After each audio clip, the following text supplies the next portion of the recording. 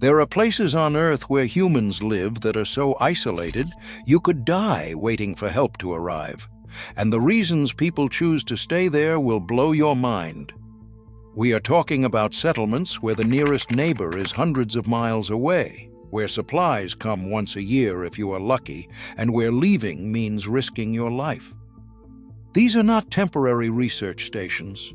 These are permanent communities where people raise families, build lives, and somehow survive in the most hostile, remote locations imaginable. Here is what is crazy about extreme isolation. Most of us panic if our phone loses signal for an hour. These communities go months without contact with the outside world. They cannot order delivery, they cannot call an ambulance, they cannot just leave when things get hard. And yet thousands of people live in these places voluntarily, creating cultures and societies that exist in complete geographical and social isolation. Let's start with Tristan da Cunha, because this place is insane.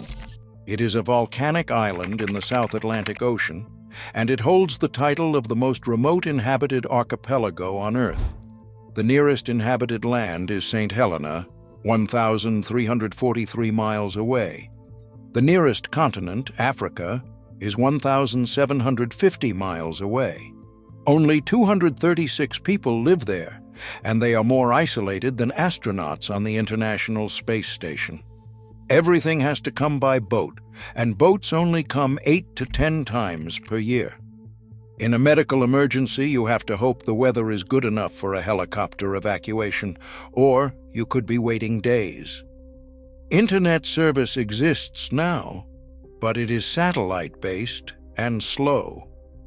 The island did not even have a paved road until 2006. And here is what is wild.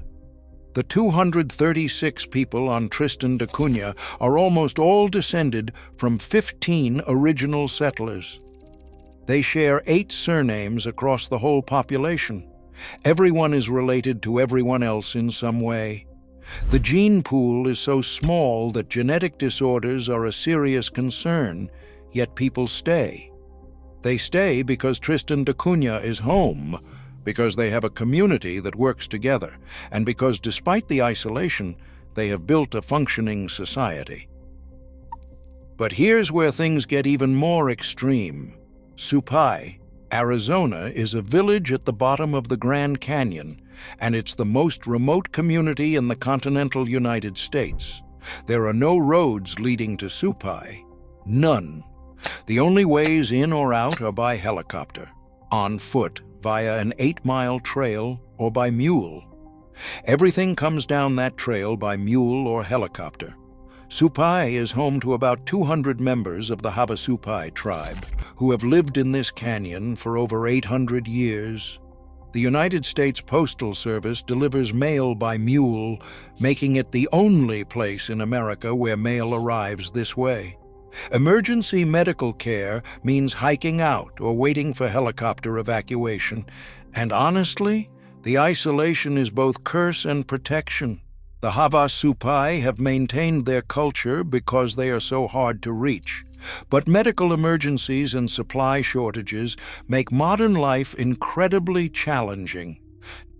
Now, let us talk about Alert, Nunavut in Canada, because this place makes everywhere else look accessible.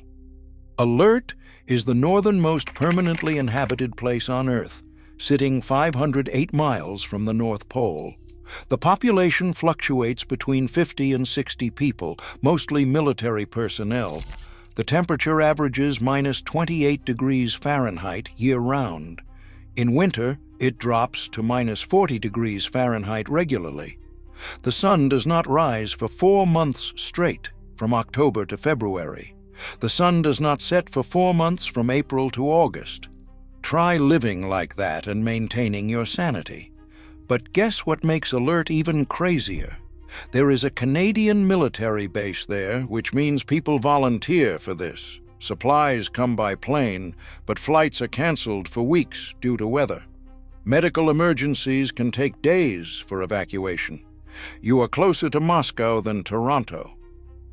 And then there's Ittoqqortoormiit in Greenland, which might be the most beautifully isolated place on this list.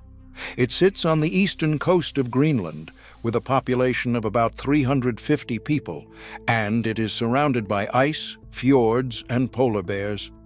The nearest town with a road connection is over 500 miles away across water. There is no road connection to anywhere.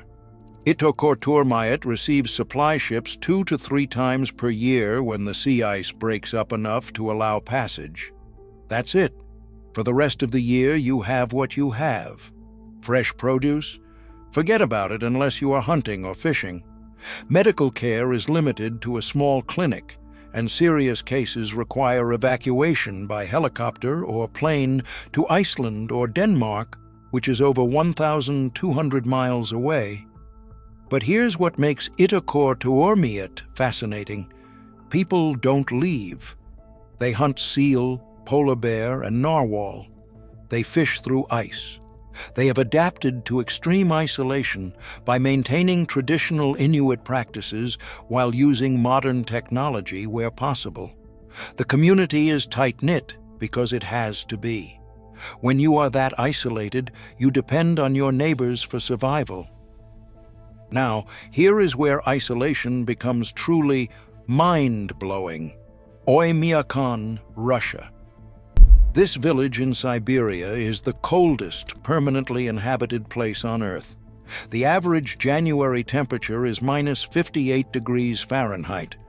The record low was minus 96.2 degrees Fahrenheit.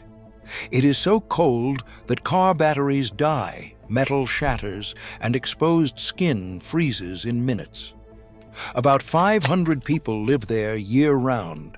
The ground is permafrost, frozen solid to depths of over 1,500 feet.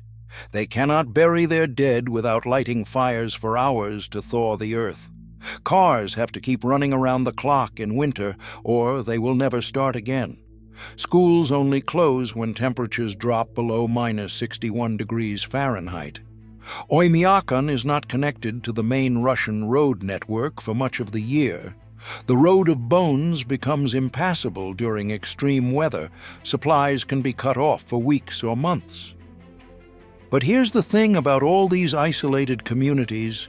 They exist not because people are trapped, but because people choose to stay.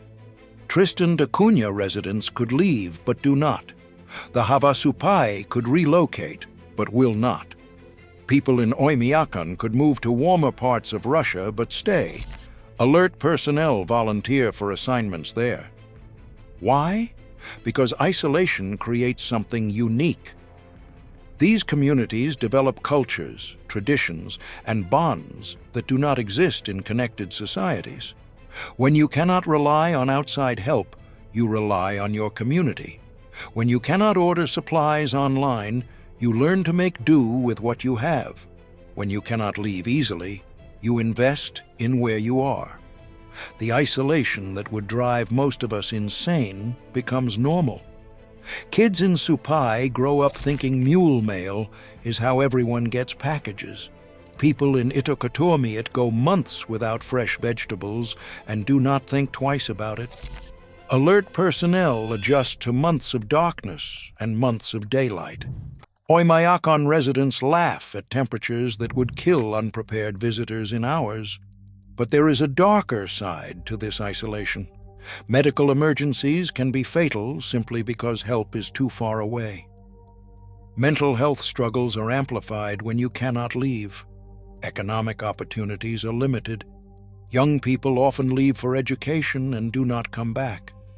These communities are slowly shrinking. Tristan da Cunha's population has been stable, but aging. Ittoqqortoormiit is losing young people to cities. Oymyakon's population has dropped from over 2,000 in the 1980s to about 500 today.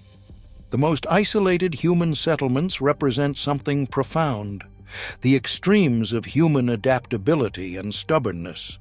We can live almost anywhere if we are determined enough. But as climate change, technology, and urbanization reshape our world, these settlements might not survive. The most isolated places on Earth might become the most isolated abandoned places on Earth. Which isolated settlement would you never survive in? Comment below.